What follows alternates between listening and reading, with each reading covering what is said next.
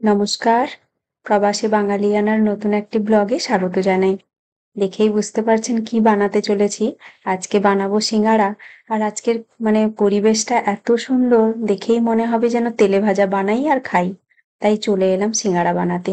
আর আজকের পরিবেশটাও আপনাদের একটু দেখাই। এই দেখুন কিরকম বৃষ্টি হচ্ছে, প্রবল বেগে বৃষ্টি হচ্ছে, ঝড়ো হাওয়াও দিচ্ছে।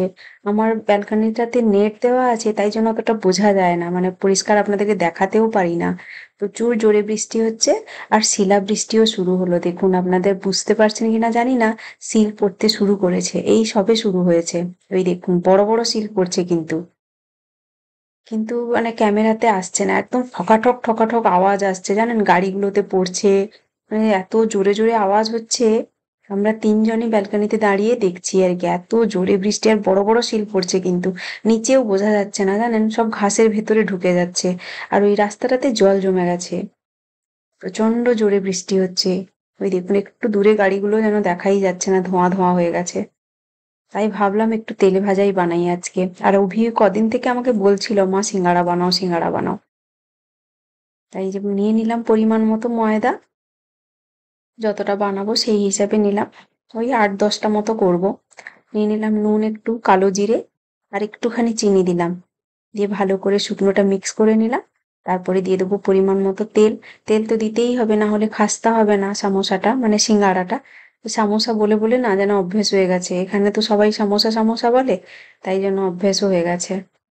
এখানে বাঙালি লোক তো আমাদের সঙ্গে খুব একটা নেই, অবাঙালি লোকই বেশি, সবাই সামোসা সামোসা বলে। তাই মুখ থেকে ওটাই বেরিয়ে যায় যেন ফার্স্টে। সুন্দর করে আমার ময়দাটা মাখা হয়ে গেছে। একটু শক্ত শক্ত রেখেছি, ঢাকা দিয়ে রাখলে নরম হয়ে যাবে। তারপরে যে ভাজা মশলাটা তৈরি করে নিচ্ছি, দুটো লঙ্কা দিয়েছি আর একটু ব্ল্যাক পেপার দিলাম। তারপরে দিয়ে দিচ্ছি ধনে। একটু ভাজা ভাজা করে মশলাগুলো আস্তে আস্তে করে দিচ্ছি, না হলে সব একসঙ্গে দিলে না, কোনোটা বেশি ভাজা হয়ে যায়, কোনোটা কম ভাজা হয়ে যায়। তারপরে জিরা দিলাম, আর দিলাম একটুখানি দারচিনি, আর এই যে দিলাম কয়েকটা লবঙ্গ, আর একটা তেজপাতা দিয়ে দিচ্ছি ছিঁড়ে। এগুলো ভালো করে ভাজা করে ঠান্ডা হলে আমি গুঁড়ো করে নেব। আর এই দুটো লঙ্কাই একদম ঝালের জন্য পারফেক্ট, আর লঙ্কা গুঁড়াটা আমি কিচ্ছু দেবো না।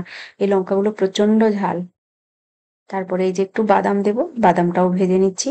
বাদামটা ভাজতে ভাজতে আমার আলুটা ছাড়ানো হয়ে যাবে, কারণ বাদামটা একটু ভাজতে সময় লাগে। তাই ওখানে বসিয়ে দিয়ে আমি এই যে আলুটা ছাড়িয়ে নিচ্ছি। আলুটা আর মাখাবো না, কড়াইতে একেবারে দিয়ে দেবো হাতে ভেঙে ভেঙে। এদিকে বাদামটাও ভাজা হয়ে গেছে আমার। মশলাটাও গুঁড়ো করে নিয়েছি। আর বাদামটা একটু ঠান্ডা হয়ে গেছে, এবারে খোসাটা ছাড়িয়ে নেবো। দোকানে দোকানে তো খোসা শুদ্ধই দিয়ে দেয়। এই যে খোসাটা আমি ছাড়িয়ে নিয়েছি। তারপরে কড়াইতে একটুখানি তেল দিয়ে তার মধ্যে একটু জিরে দিয়েছি, আর দিয়ে দিলাম সবুজ মটর, আর একটুখানি হলুদ গুঁড়ো দিলাম।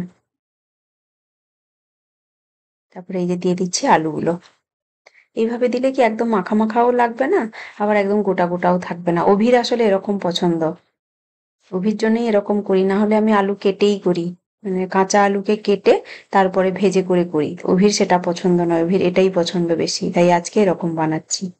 তারপরে দিয়ে দিলাম এই যে ভেজে রাখা মটর, আর গুঁড়ো মশলাটা একটুখানি কম দিলাম, যদি লাগে পরে আবার দিয়ে দেবো।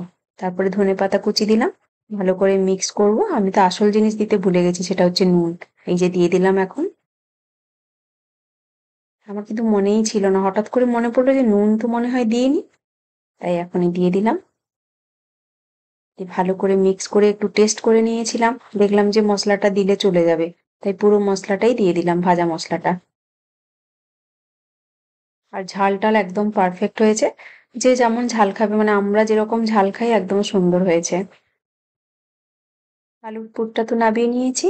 তারপরে এই যে ময়দাটা এবারে লেচি কাটবো, বেলবো। তাই জন্য আর একবার হাত দিয়ে ভালো করে একটু দেবে নিলাম। এই যে লেচি কেটে নিয়েছি, একটু বড় বড়ই করছি, কারণ একটা লেচিতে দুটো করে হবে, তাই একটু বড় বড় রেখেছি। এবারে সুন্দর করে বেলে নেব। একটু লম্বা করেই বেললাম, তাতে সুবিধেই হবে। এই যে কেটেও নিলাম মাঝখান থেকে। একদম হাত দিয়ে সুন্দর করে চেপে চেপে আমি একদম সিল করে দিলাম। খুলবে না কিন্তু। অনেকে এটা জল দিয়েও সিল করে, তবে আমি আর ওই সাইডটাতে জল দিয়ে সিল করলাম না, এমনিই থেকে যাবে। পুর দিয়ে দিলাম পরিমাণ মতো। এবারে সাইডগুলোতে পুরো জল দিয়ে আমি সিল করে দেবো।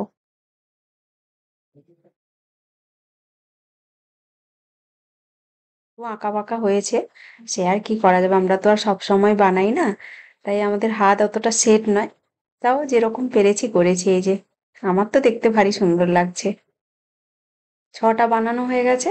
আজকে কিন্তু তেল ছাড়াও বানাবো আর তেলেও ভাজবো, তাই জন্য এই যে এয়ার ফ্রায়ারে বেকের এতে দিয়েছি, অপশানে দিয়েছি।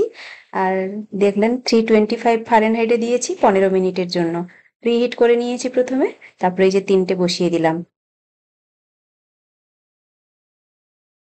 ওটার অপশান আছে, প্রিহিট হয়ে গেলে অ্যাড ফুড বলে অপশান আছে, তখনই আপনাকে খাবারটা দিয়ে দিতে হবে। দিয়ে দিয়েছি, এই যে হচ্ছে, ওটা ওদিকে হোক, আর এদিকে তেলটাও হালকা গরম হয়ে গেছে। এখানেও আমি 3টে দিয়ে দিলাম। আর সিঙ্গাড়া তো জানেন একদম প্রচুর গরম তেলে কিন্তু ভাজলে ভালো হয় না, হালকা গরম তেলেই ভাজতে হয়।